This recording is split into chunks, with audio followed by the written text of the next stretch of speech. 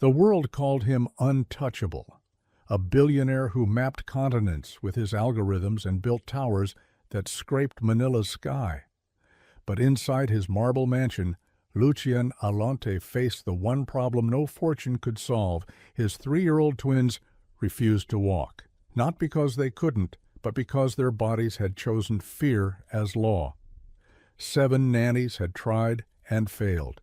Then came Mara Dizon, a woman with nothing to sell but patience, and the audacity to pour sand across a billionaire's polished floor. What happened next stunned everyone, including Lucian himself.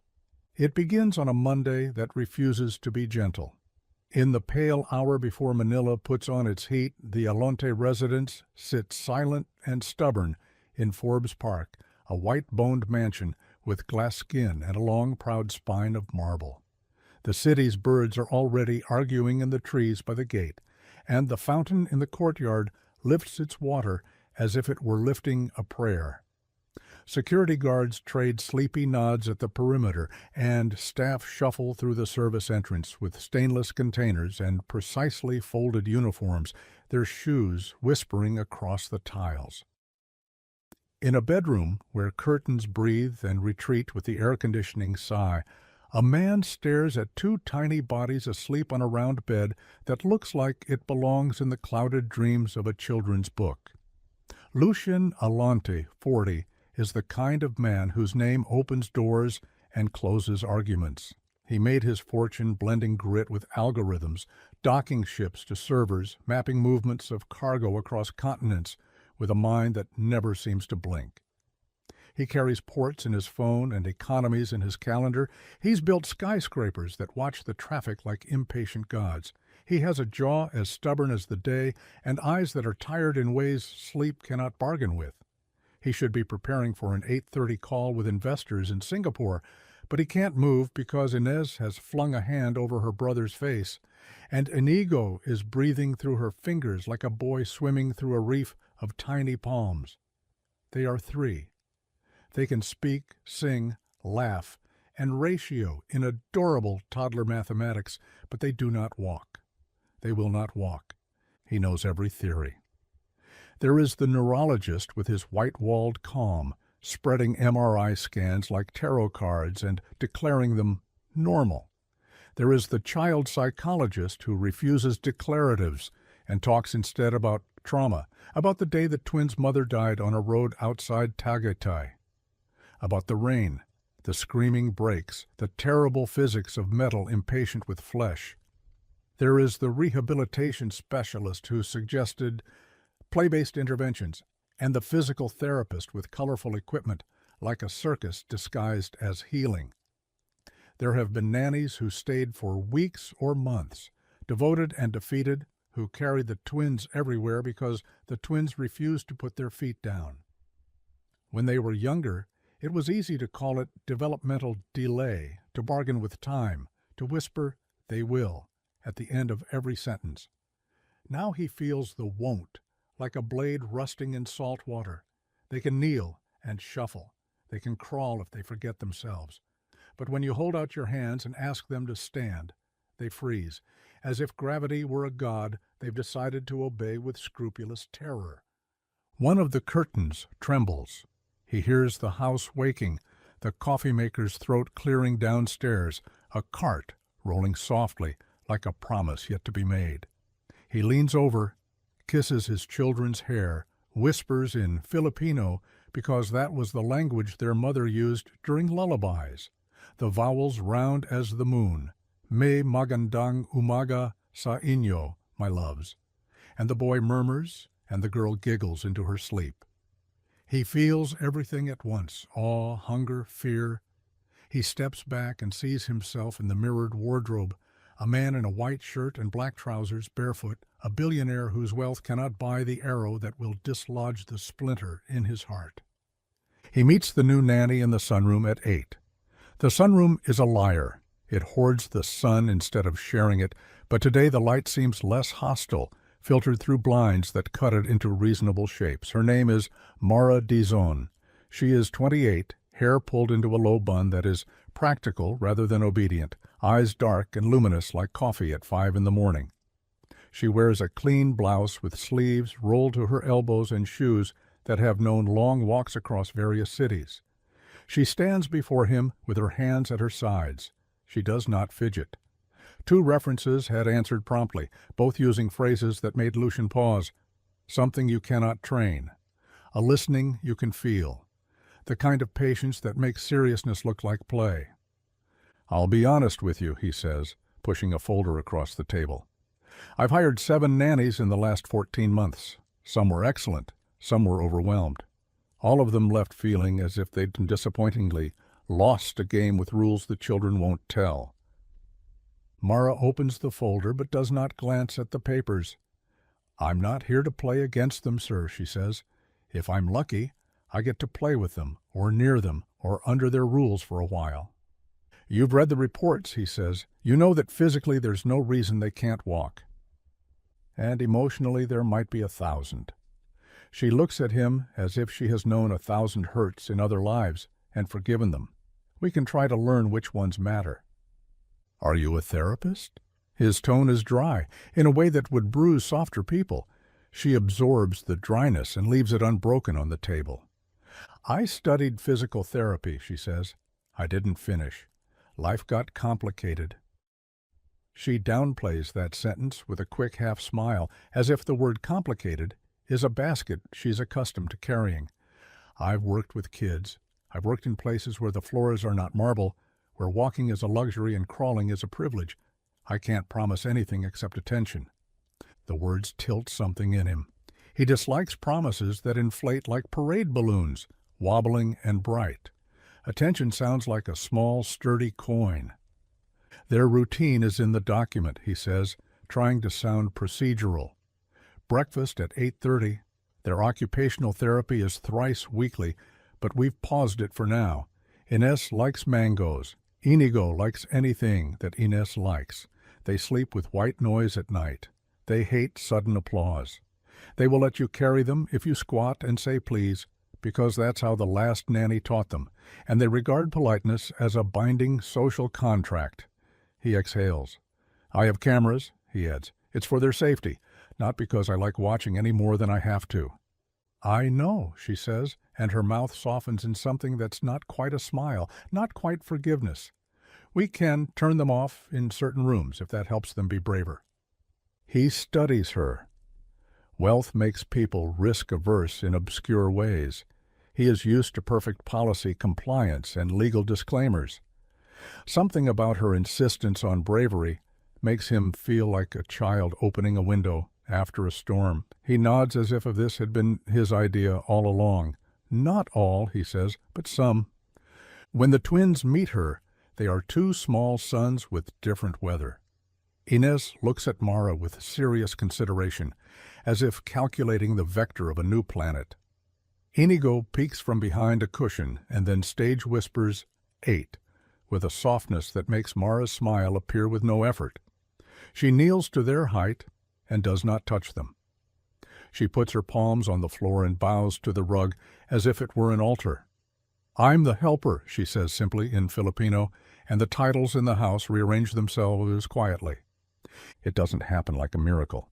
It happens like a kitchen heats, gradual, layers of scent, heat that gets into your hair.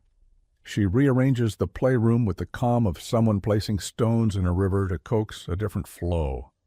She moves the low table near the window, but leaves the window locked because rule-breaking thrills can look like freedom and still be a disaster. She unrolls a woven banig on the polished floor, an island of texture in a world of smooth. She hides little bells inside soft slippers and makes a game of listening for the bells. She stops carrying them. This causes a riot. On day 1, there is a storm of tears.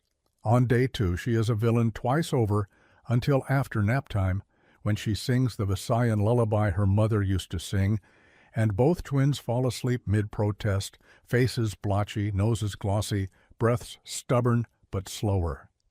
She hums with them, and when Lucian passes the doorway and sees them draped across each other like puppies, he feels something in his chest unclench. He is not a man who says, "Thank you enough." Money is his apology for absence. Donations are his punctuation. But on day 3, when the housekeeper mentions that the twins ate lunch without demanding to sit on someone's thigh, he sends a message from the back seat of his car. "How did you do that?" The typing dots appear and vanish, as if she is considering the correct unit of measurement. "I told them we'd eat like ducks," she replies, "and that ducks are brave because the world looks different from down there." He stares at the phone and laughs for the first time that week, a quick flash of sound that startles his driver at a red light. By the end of the first week, Mara knows the minor gods in the house.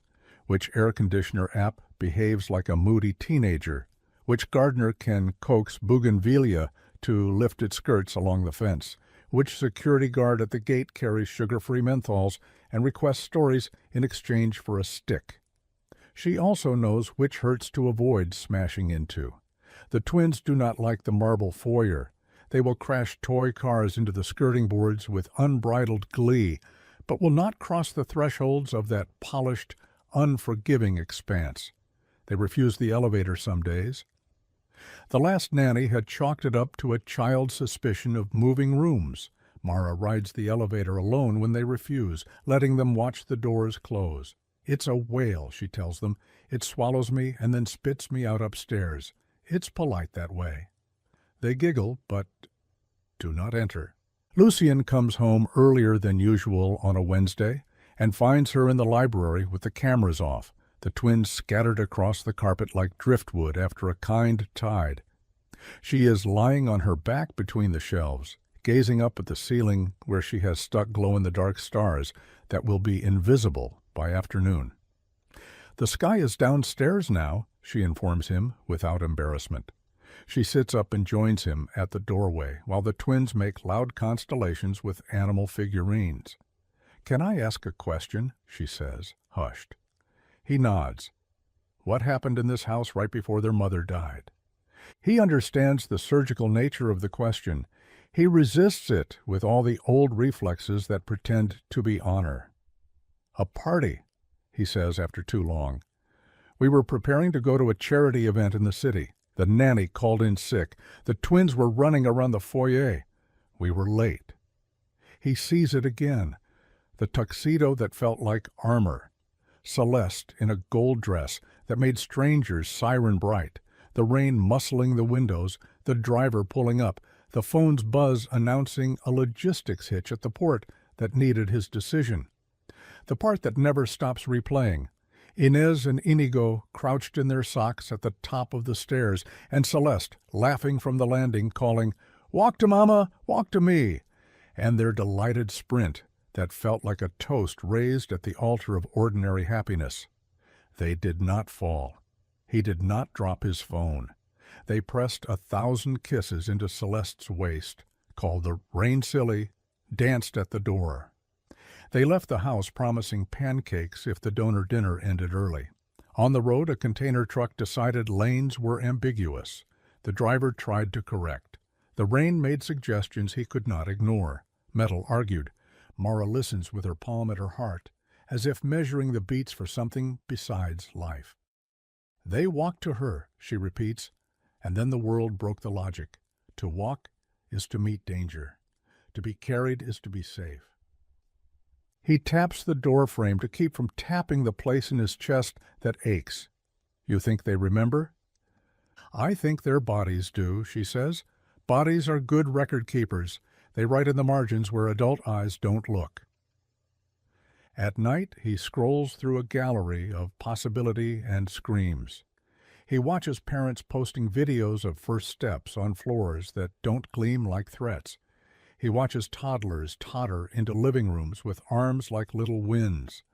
He wonders if money makes certain fears heavier, slicker, more persistent.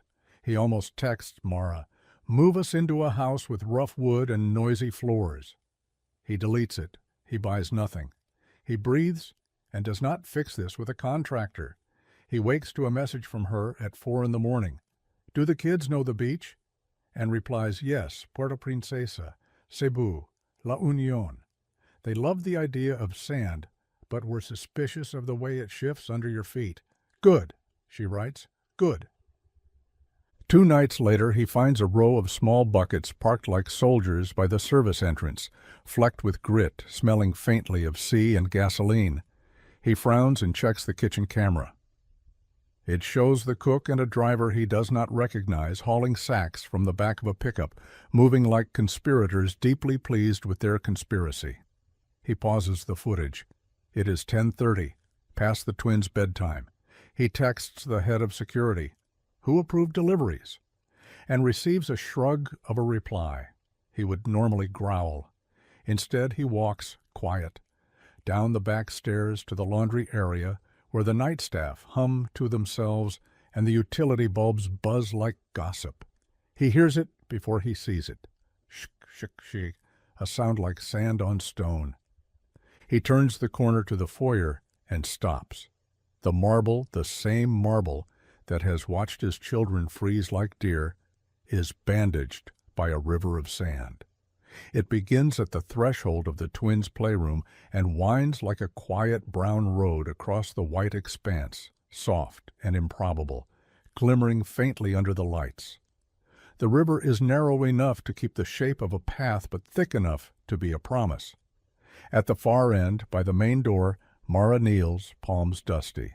The driver is there, and the cook, and 2 guards and the head housekeeper, whose long face wears the guilty smile of someone who's done something delicious. "Sir?" she says, choking on the S. She looks ready to be fired on a technicality. "What?" he begins, which is another way of saying, "How dare you?" or "How brilliant?" or "How impossible?" or "How exactly?" Mara rises slowly, wiping her hands on her pants, the way someone who has worked in real places does without apology. She looks more nervous now that it is him. She meets his eyes anyway. "We brought the shore inside," she says. He wants to object. He wants to ask about the cleaning. He wants to calculate the per-kilo cost of this audacity. Instead, he stares at the making of a miracle that he did not order. "Where did you even get—" He gestures at the sand as if sand were an implausible resource. "Cavite," the driver offers eagerly, as if volunteering the punchline. "I have a friend. It's clean, sir. No bottle caps. We sifted it in the carport." He says sifted like poetry. The cook, who is more careful with his words than with chili, nods doggedly. "We'll clean, sir. We'll respect the stones." Lucian glances at Mara as if she is an operating system he must learn. "You think this will make them walk?" "I think the floor is a confession," she says softly. "We need a different ground for the talking." She exhales. "They avoid the marble because on that kind of hard everything hurts. On sand you leave a record with each step. It's like the ground is agreeing with you." He stands in the quiet, listening to the odd truth of it, the aesthetic heresy that feels like prayer. He nods once, a monarch signing a treaty with a tribe that has already saved his kingdom. "Okay," he says. "Keep the cameras off. If it works, I don't want to share it with a hard drive." Mara looks relieved, but also fiercely sober in the way people do, when the thing they dared might become the thing that changes them forever. "Tomorrow at dawn," she says. "They're braver when the world is not yet loud." He doesn't sleep. He lies in his bed, listening for the house's new heartbeat. Not all problems respect money. He knows this. But like anyone who has learned to persuade reality into shape, he is addicted to the attempt. He gets up before the sun and waits outside the twins' room with coffee he forgets to drink. At 5:30, their door opens with the quiet of a secret being gentle with itself. Mara carries Inez and leads Inigo by the hand. Both children are pajama-soft and lids heavy. When they see the sand, Inez gasps, as if she has been offered a story with a plot twist. Inigo claps and then stops, remembering that clapping makes the air crack in a way he doesn't like. Mara lowers Inez at the lip of the brown river. The girl lifts one foot uncertain and lowers it into the sand. There is no cold cruelty there. It gives. It says, yes. Inigo stares at his own toes, and then at the sand, and then at his sister. His lip trembles, the way a boy's did thousands of years ago when invited to step out of a cave. Mara does not coax. She does not bargain with prizes. She kneels and places her own bare feet into the sand with exaggerated delight. "It tickles," she says. "I think there are invisible fish." She taps the path, then taps her heart. "I'm right here," she says. "Your feet are smarter than fear." Lucian wants to close his eyes because he is afraid to look at Hope. He forces himself to watch. Inez puts her second foot down, steadying herself with hands that hover in the air, as if holding a rope only she can see. She stands. She stands as if a body knows how to be a pillar if a nerve will allow it. Her small forehead furrows, then clears. She takes a step. It is not a big step, it is ascending. The sand keeps her secret, prints a tiny proof, and then relaxes. Her brother squeaks like a lost hinge, and then copies. He puts one foot down into the sand, as if asking a favor. He puts the second foot down like a man sitting in a chair he did not know was waiting. He leans forward, his arms ship-wide, and his body chooses to remember. He steps.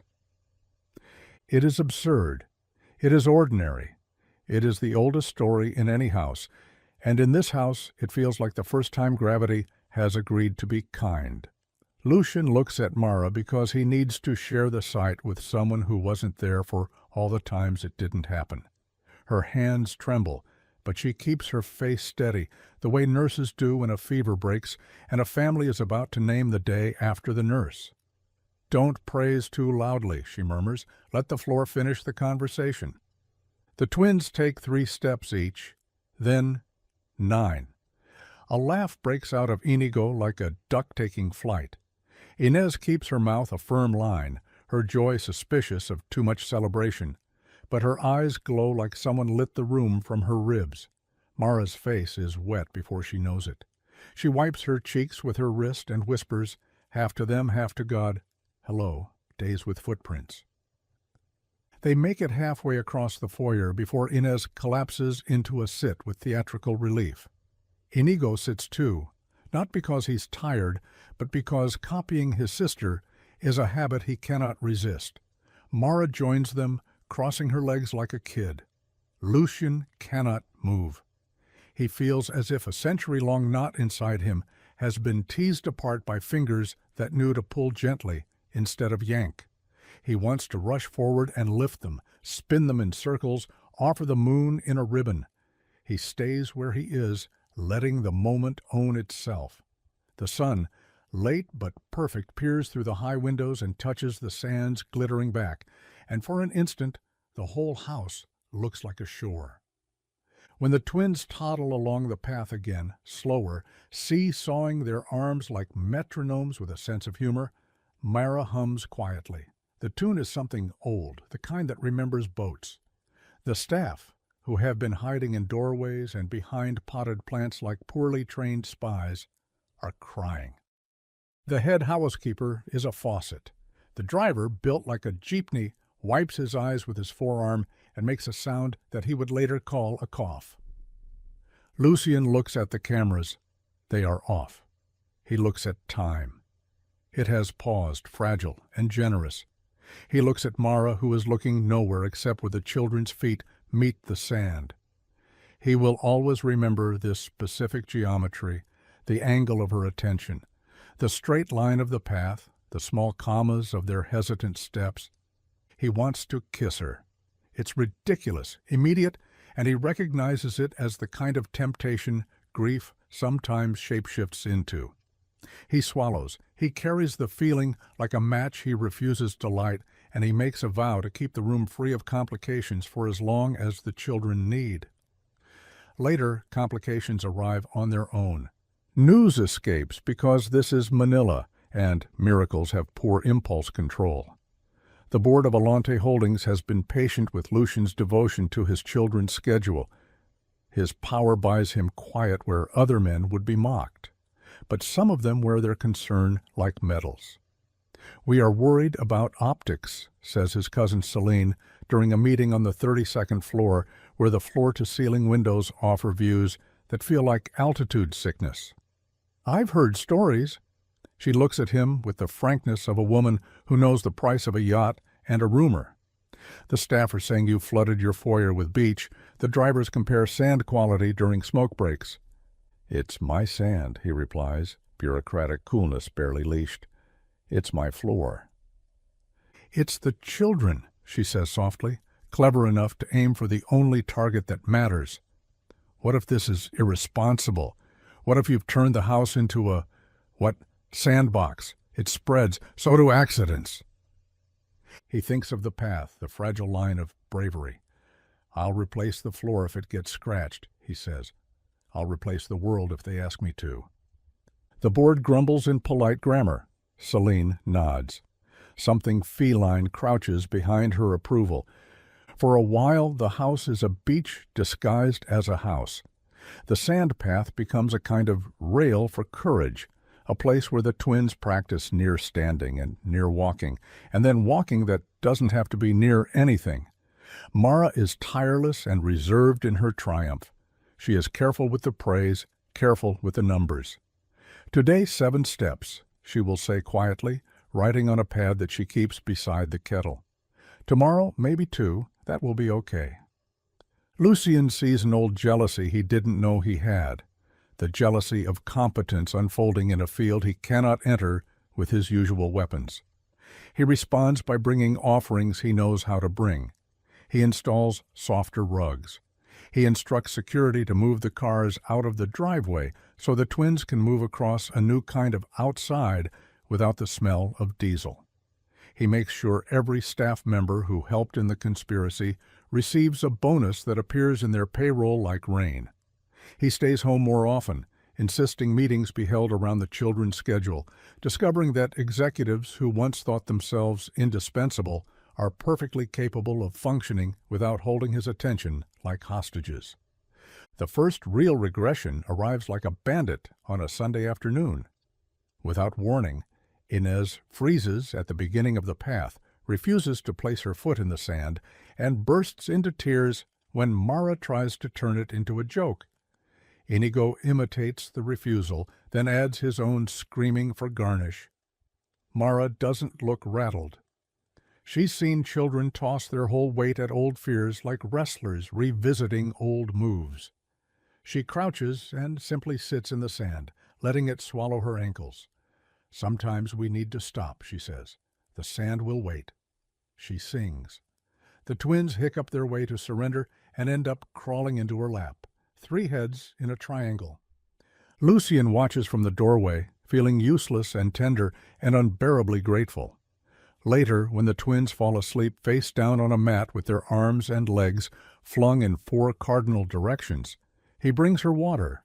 She accepts it and drinks with the desperation of someone who only remembers thirst after she's quenched it. He sits on the step, avoiding the sand so as not to disturb its truth. Thank you, he says. The words ordinary and insufficient. It's them, she murmurs. They are doing the work. She glances at him. You too. Not shouting, not begging, not throwing solutions at a mystery, that's something. He smiles, the kind that pulls at a corner of his mouth, because humility is new vocabulary. I want to ask, he says, how you knew, but maybe you didn't. Maybe you just tried something ridiculous. You have to insult the problem sometimes, she says, eyes glittering. Make it think you're a fool so it stops being so defensive. He laughs, a real one this time, for half a minute that has no business being as sweet as it is. He wants to ask about the complicated she mentioned on her first day. He doesn't. He understands the courtesy of not rifling through someone's pockets for stories. Another rumor arrives in a way that makes him hungry with anger. A tabloid runs a piece 4 days after a senator's scandal has deprived it of its usual blood. It features a grainy photo of Mara outside the compound's gate, talking to a man with a basket of pandan leaves and a dog whose ears look like sculpted dough. The headline nods toward the hysterical Billionaire's Nanny summoning witchcraft. There is talk about rituals, whispers of twins cursed with refusal. A neighbor's maid quoted anonymously about odd songs at dawn. His phone lights up with messages carrying the strange excitement of other people's judgment. He ignores them. He calls the security team to ask why anyone can take photos outside his house. He calls his lawyer. He calls Celine before she calls him. Mara sees the article and winces as if she'd expected a slap and received a bucket of fish instead. "I was buying pandan for the rice," she says, "and the dog's name is Calbo." She shrugs, then laughs, because sometimes laughter is a cheaper shield. "I do sing odd songs. They are old songs. I suppose anything old is a spell." He crafts a statement that uses more words than he prefers and says less than he wants. He posts a photo, not of the sand, which he guards like a secret, but of him waving wooden spoons while the twins and Mara bake cookies. He writes a caption about domestic rumors and the magic of carbohydrates. The angry comments, "How dare he waste food in a country where hunger is not ancient? How dare he be happy when traffic exists?" are dwarfed by a fountain of hearts and awes and "God bless the nanny," and aunties tagging other aunties. The tide subsides. Celine, however, does not. She has always wanted to be the good aunt who becomes queen if tragedy requires. Her life is a careful collection of magazine pages with their staples intact. She visits with pastries and a smile that would impress a skilled negotiator. She brings 2 tiny gold anklets for the twins. To celebrate these tiny ankles that will soon be so quick, she says, slipping them on while Mara watches from the doorway, polite, her face giving nothing away. "And a thought," Celine adds, glancing at Lucian. "The foundation gala is in 3 weeks. It would be meaningful for everyone to see the family. The twins have been invisible too long." "My children owe no one visibility," Lucian says in a voice that could frost glass. He would have ended the visit there, but he is determined to be someone else, now that the house has learned to be a shore. He takes a breath and softens his tone. "We'll see," he says. "It depends on them." Mara catches him in the hallway later, hands tucked into her pockets, as if to keep them from words. "Be careful with that," she says. He waits. With promising to parade their steps, their bodies are building a bridge that still wobbles. Spectacle makes bridges shy. He nods. He likes the way she phrases the thing he would have taken a paragraph to screw up. "I won't," he says. "I promise nothing to anyone who isn't 5 minutes tall." On the morning when the unbelievable thing happens, the house has the light of a day that won't apologize for anything. The twins have eaten mango and shouted at a cartoon, and the sand is a map with a new trail, because last night the staff could not resist playing with twists and turns like children making a question mark out of rope. Mara opens the front door to let in a sheet of fresh, humid air, and, with it, an idea. "We need outside," she says, and leads them carefully to the edge of the doorstep. Beyond the step, the driveway is an ocean of interlocking stone, rough enough to not be cruel, flat enough to forgive. The guards keep back, a respectful horizon. The twins' faces tilt toward the morning like sunflowers that have discovered a hobby. Mara steps onto the stones and places her palm on the heat-warmed surface. "The ground is also on our side out here," she tells them solemnly. "It is just louder." She looks at Lucian. "Join us," she says, and he obeys without thinking. He removes his shoes and steps onto the drive, feeling the roughness wake an ancient memory in his feet. The children laugh at the sight of their father being a little foolish. There is something about the way a powerful man goes barefoot that rearranges a child's idea of who protects whom. They reach the edge of the sand path. Inez reaches for Mara's hand and is allowed to hold it as if it were a ribbon used for ceremonies. Inigo reaches for his father's fingers and receives them as if their weight were the exact amount he can lift. They step down together, 4 feet remembering and 2 feet learning to be brave in a new key. They cross the threshold, they walk on stone. They walk. Not far and not smoothly, and not like the videos that make strangers clap, but in a broken, beautiful line. Inez stumbles and then corrects with a small hop that could be a dance if you turn your head. Inigo pauses to giggle at a bug that may not even exist. The guards stare as if their own children had been born. A neighbor's maid gasps audibly. The birds in the trees change the pitch of their gossip. The sun imitates a spotlight without knowing. It would have ended there, a perfect collapse into a morning nap, if not for the accident inside the miracle. At the edge of the drive, an elderly delivery man in a faded cap appears bearing a small box of replacement filters. He is doing his job without interest in the plot of this family's movie. He steps on a misplaced toy truck, and his ankle does something ankles were not designed for. He collapses with a yelp that breaks a spell. The twins freeze, then tremble, small bodies turning into alarms without sound. Lucian, heart sledgehammering, surges forward. Mara moves faster. She crouches by the man, checks his ankle, makes him breathe, laughs a little to lighten his fear. "We'll make the driveway learn manners," she says. "You got surprised by a dinosaur." She glances back at the twins. "It's okay," she tells them. "Look, he is sitting. Sitting is also brave." Lucian kneels and recognizes the particular old-story quiet that follows a scare. He turns to find the twins' eyes on him, not blinking, pleading for the script. He puts his palms on the ground. He lowers his body slowly, deliberately, his expensive trousers be damned, and sits. Mara sits too, in solidarity. The delivery man is confused but comforted, his pain outranked temporarily by the comedy of the rich sitting on the floor like normal people. "We all sit," Mara says gently to the children.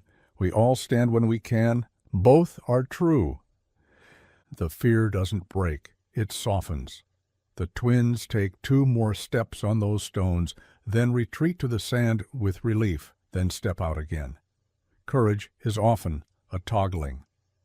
When later the delivery man is wheeled out by a security guard to be taken to a clinic, and the twins are inside with biscuits, Lucian looks at Mara over the tide line of the sand and shakes his head in admiration that borders on prayer. "You keep catching the world when it trips," he says. "I practiced," she says. She is joking, but the light in her eyes has the reflective quality of someone looking at another scene layered over this one. He finally asks for what the complicated held. She hesitates, then agrees, not with the flattening of disclosure, but with the precision of testimony. Her little brother fell from a mango tree in Masbate when she was 15. He did not die, but he stopped walking for a year. They had no money for the kind of care the glossy pamphlets promise, so they carried him and joked and taught the house to be a ladder. He walked again on a day when an aunt scattered rice on the floor by accident, and he laughed hard enough to stand to avoid being pelted with grains.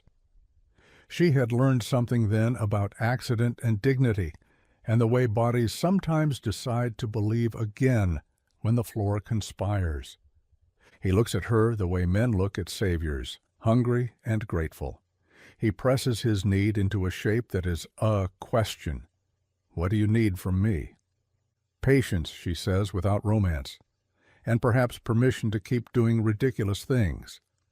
"Permission granted," he says, "forever." "I'll take a week," she replies, dry, and they both laugh into the kind of silence that becomes a place to sit. He thinks that's the end of the miracle. But the unbelievable thing he will later tell in quiet rooms does not happen at dawn or on a driveway. It happens 11 days after the sand arrived, at 2 in the morning, when he wakes to the sound of the elevator moving without an adult inside. He bolts upright, grabs his robe, and runs barefoot through a house that knows his speed. He expects malfunction or mischief. He expects vandals who somehow got past fences. He does not expect the scene the camera by the rooftop garden captures when he forgets he turned it back on in that corner after a previous storm tore at the plants. On the roof, under a sky that Manila has mostly given up but sometimes remembers to be generous with, Mara stands at one end of a mat rolled across the stones, her face lit by a string of solar fairy lights installed last year for a fundraiser that had promised a night of stars and delivered a night of speeches. Inez and Inigo, in pajama shorts and mismatched shirts, are at the other end. The wind melts something of the heat. Somewhere a cat asserts itself. The children are not afraid. They are sleepy, daring. Between them and Mara is a bridge. She has made it with cushions, with 2 planks borrowed from an art project, with pieces of cardboard taped together, and with ribbons that she has tied low like rails. It looks like a set built by someone who has loved both theater and rehab. At the end of the bridge where she stands, a small lantern glows. Inside the lantern is a cut-out parole pattern she has fashioned from paper and leftover foil. It is a star whose light spills around it like hush. "Come," she whispers, voice a hush itself. A boat's call, a mother calling you to go home even though home is where you stand. It's not the foyer. It's not the road. It's not anything except now. He wants to be angry. The rooftop at 2 in the morning is not a place for unnecessary risk. The elevator, unsupervised, is a villain in a father's imagination. But the sight grips him with a logic so precise it feels preordained. The elevator is not a whale tonight. It is a portal that nodes itself to their previous fear and rewrites it. The roof is a chosen ground. The bridge is sand disguised as wood and pillow and stubbornness. The twins step onto the plank. They hold the ribbons with fists that look both fragile and defiant. They do not look down. They look at Mara, who has become both lighthouse and shore. She does not cheer. She does not tremble. She hums that boat song again, softer than the wind. They take 3 steps, then 4, then pause, then grin at each other as if sharing a joke older than the city. They walk. They walk the length of that small bridge on a rooftop at 2 in the morning, and when they arrive at her, she doesn't sweep them up. She kneels and touches their faces with the tips of her fingers as if blessing them, and says simply, "See?" Lucian realizes he has been holding his breath as if auditioning for a life underwater. He exhales so hard his knees forget their job. He steps forward, forgetting to be quiet, and the children whirl to see him. He is so huge in this moment, he terrifies himself. He drops like a stone onto his knees on the mat, making himself small in deference to the miracle. "Hi," he says, voice broken with awe and apology. "I didn't want to miss your bridge." They giggle and rush him, footfalls small but true, steps that do not ask permission from any marble.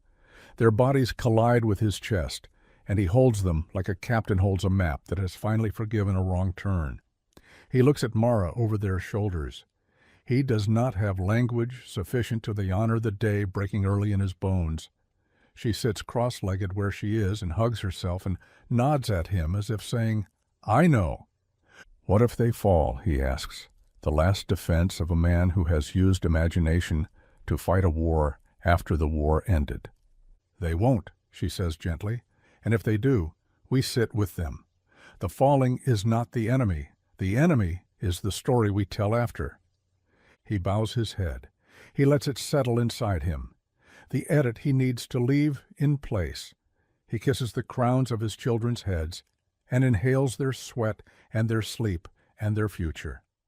By the time dawn stains the city's windows, the twins are sleeping again, sprawled on a couch in the family room, legs haphazardly claiming territory they hadn't owned for too long.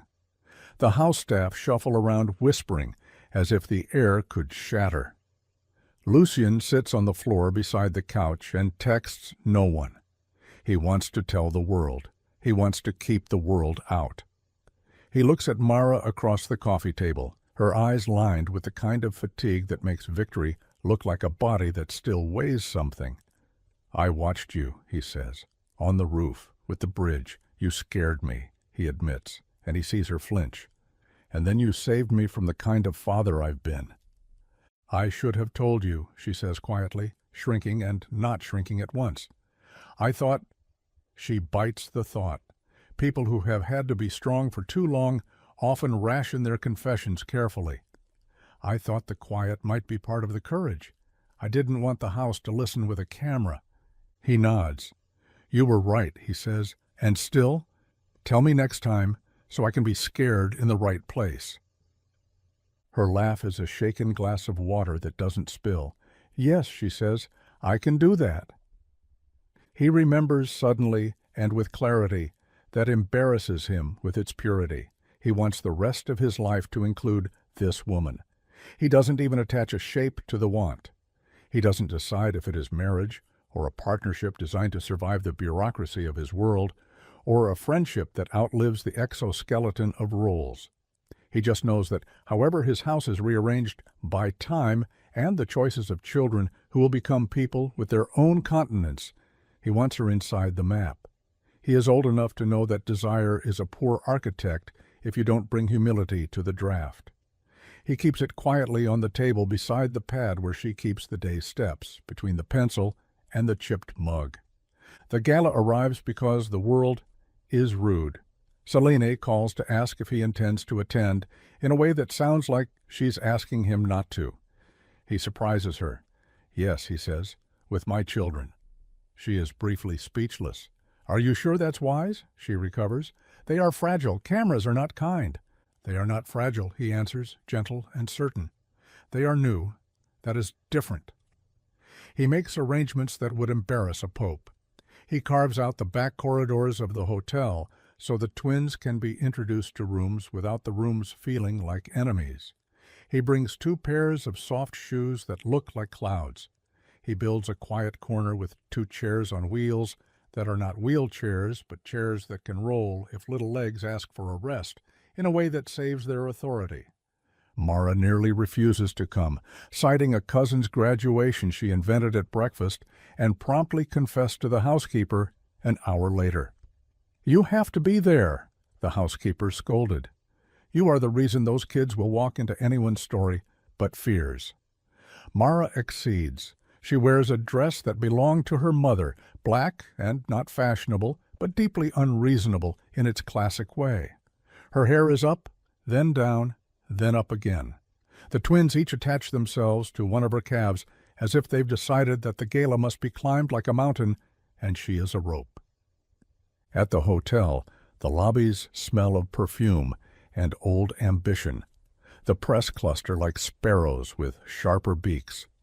Lucian enters through the side door no one is supposed to know about. The children hold his hands hard enough to extract vows with their grip. He kneels to eye level and repeats the new script.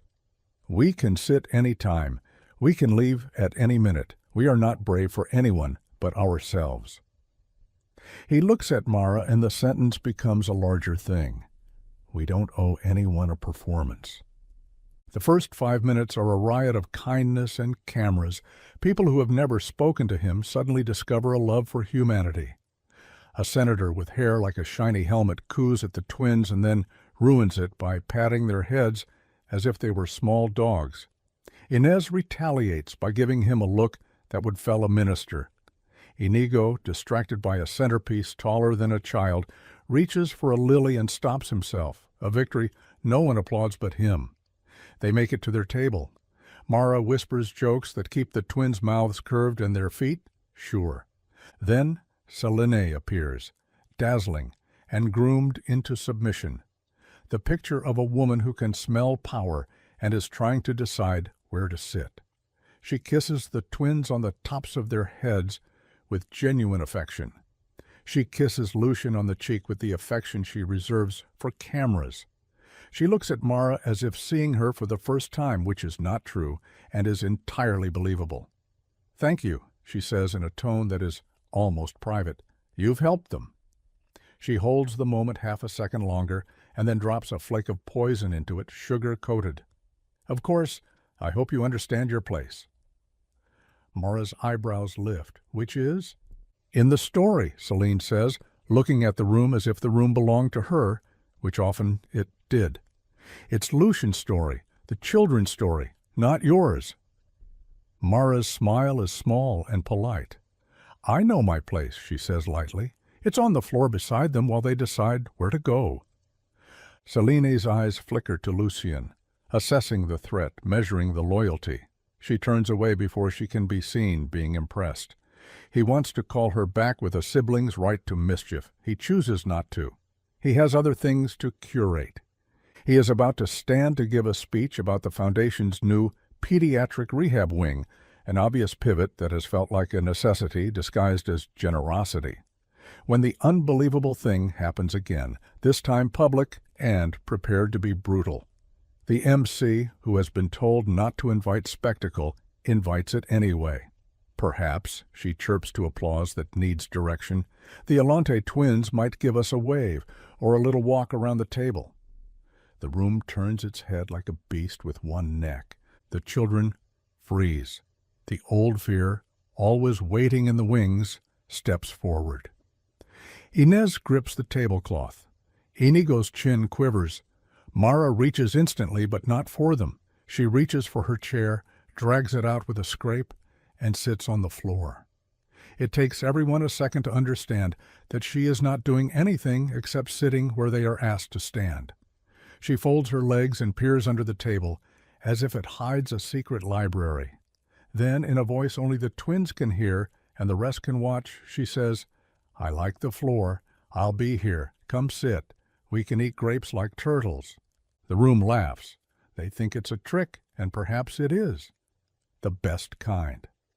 Lucian watches his children look at the woman who has turned sitting into a rebellion and feels calm unfurl in them. Inez releases the tablecloth and decides to sit too, dramatically, a queen abdicating. Inigo imitates. The crowd makes an ooh that belongs in a zoo. Some are disappointed because standing is the currency they came to extract. He wants to grab the mic and declare that grace is not a performance, and that these people could put their shoes on their heads, and that wouldn't make joy more abundant.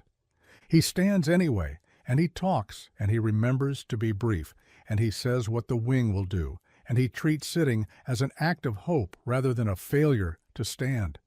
He keeps it so short that dessert arrives as an apology for the room's confusion.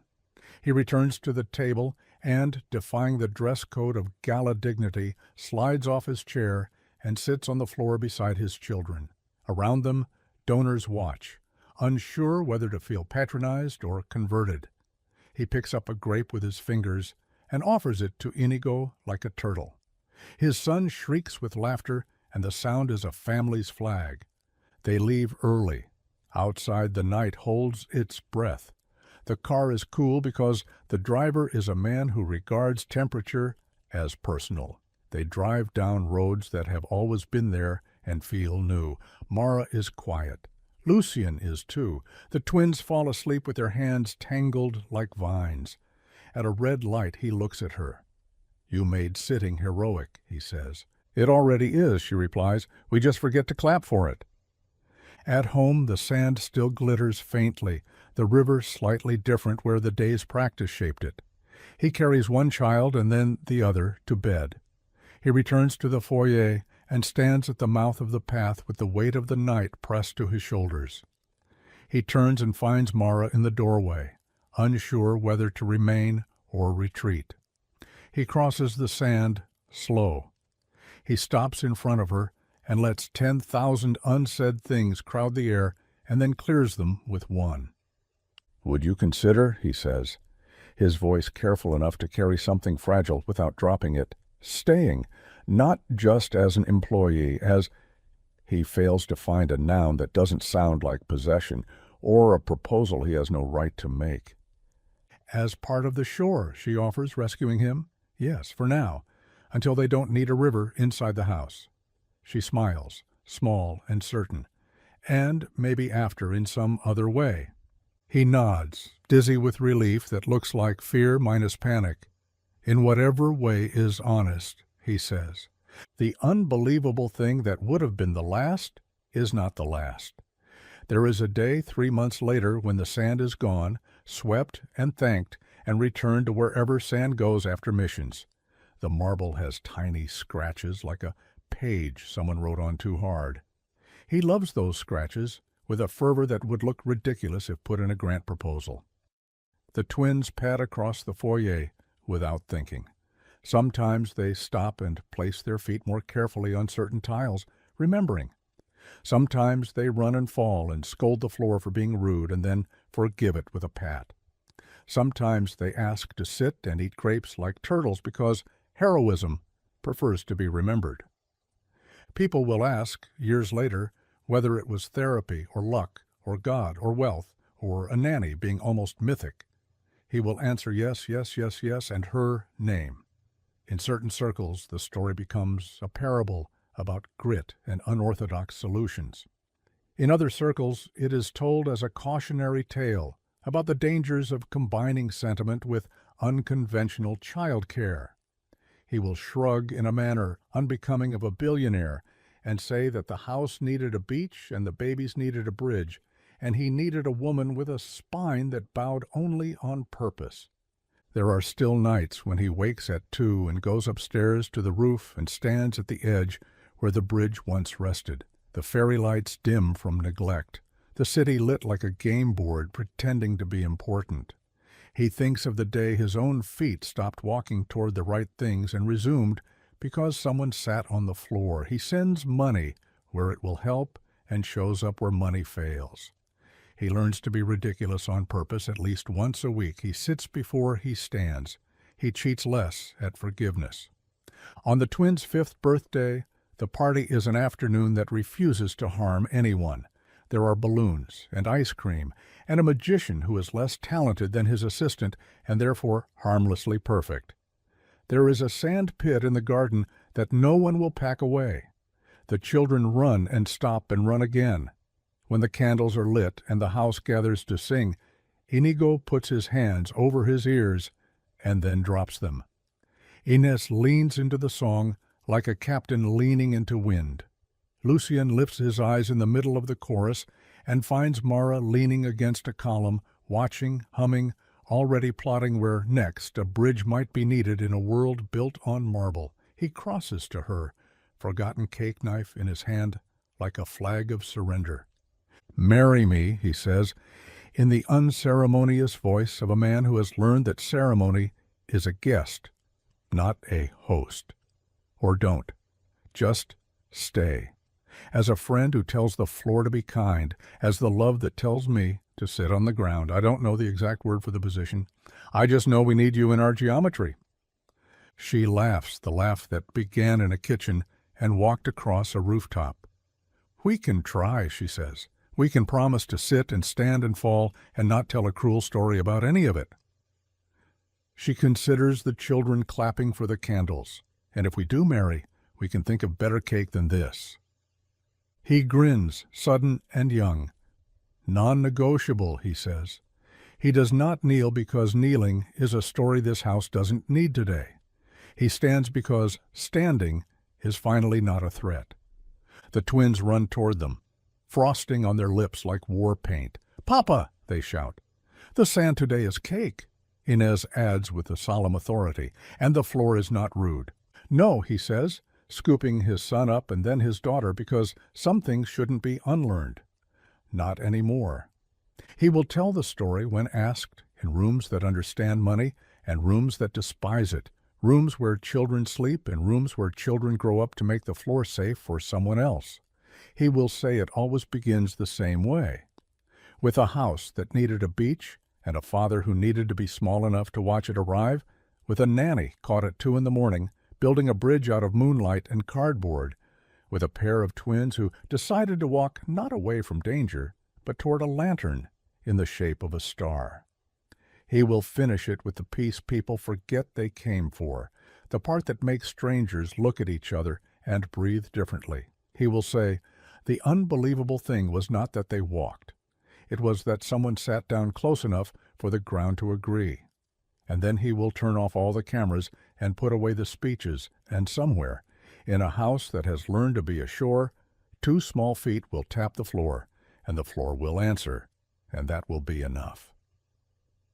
The morning after the gala, the house was hushed in that fragile way homes sometimes are, when they've hosted too many eyes and too much expectation. The sand in the foyer still held faint traces of tiny feet, but now they mingled with heel marks from polished shoes and scuffs from curious strangers who had wandered further than Lucian wanted. He had allowed too much. He knew it when he saw Inez curled up on the sofa, thumb pressed against her lip in a way she hadn't done in months. Inigo was clingy, restless, as if the applause that had followed their sitting had somehow pressed itself onto his skin. Mara was quiet, her face as calm as the tide, but her hands moving with a nervous energy as she packed away plates from the untouched breakfast. Lucian sat with his coffee and watched her. He thought of Celine's carefully staged smile, of the whispers he'd caught from donors about the twins' progress, as though the children were quarterly reports. His wealth had made him comfortable with scrutiny, but now scrutiny felt like theft. His children were not spectacles, not evidence, not proof for anyone but themselves. That afternoon he called Celine to his study. She arrived dressed for battle, linen blouse, diamond studs, and the kind of perfume that filled a room like an argument. She perched on the armchair and crossed her legs with surgical elegance. "The children were darling last night," she said, her tone syrup over a knife. "People were enchanted. It would be wise to continue letting them be seen. Visibility is a kind of power." Lucian's jaw tightened. Visibility is also a kind of violence when it's forced. Celine tilted her head, amused. "You can't hide them forever, Lucian. They will be symbols whether you want it or not. Better to control the narrative than to let gossip sculpt it for you." He leaned forward, his voice sharp as glass. "They are not a narrative. They are my children. If you ever try to parade them again without my consent, I will make sure the only visibility you enjoy is the front page of the business section explaining how you lost every position you hold." For the first time, Celine blinked. She tried to recover, but the edge of her smile wavered. "You've grown sentimental," she murmured. "No," he said, standing. "I've grown precise.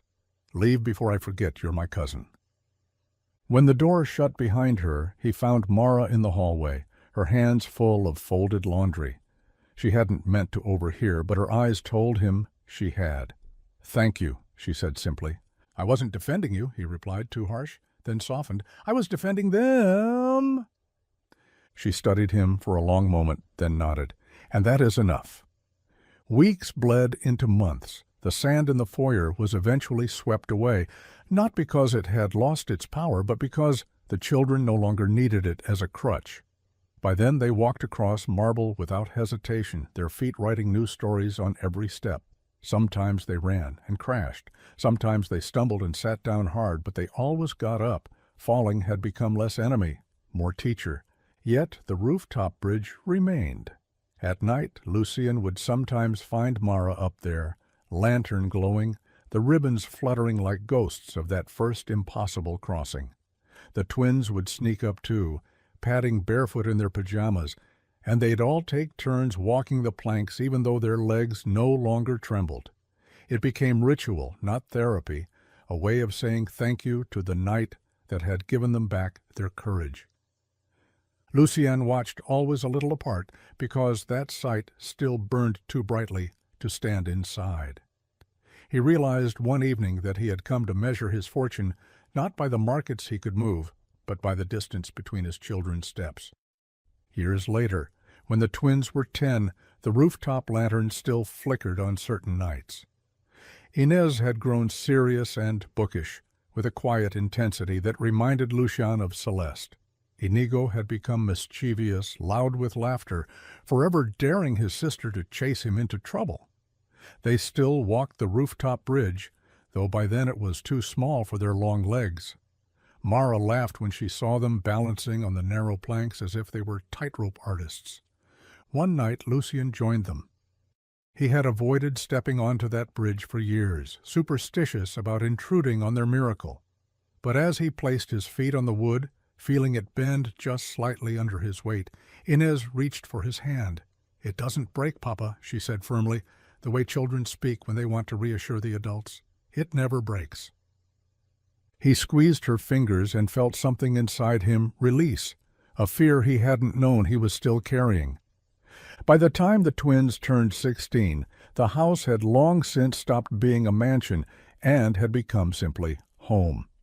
Reporters still tried to pry, and Celine still schemed in subtle ways.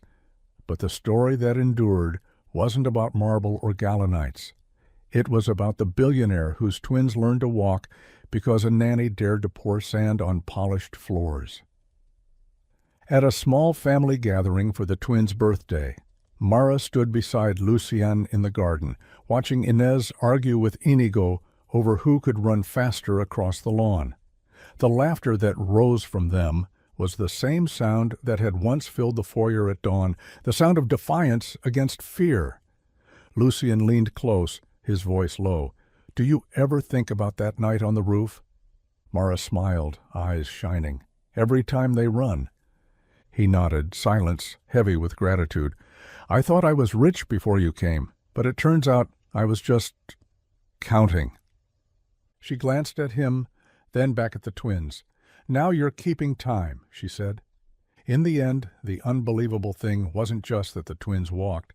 It was that walking became a doorway to a life where presence outweighed power, where a man who once measured wealth in empires learned to measure it in evenings on a rooftop bridge. And if anyone ever asked Lucian Alonte how his children learned to trust their feet again, he never spoke of therapists or strategies or the money he could throw at fear. He simply said, "They learned because someone sat with them. That was the only miracle." And the world, if it was listening closely, understood.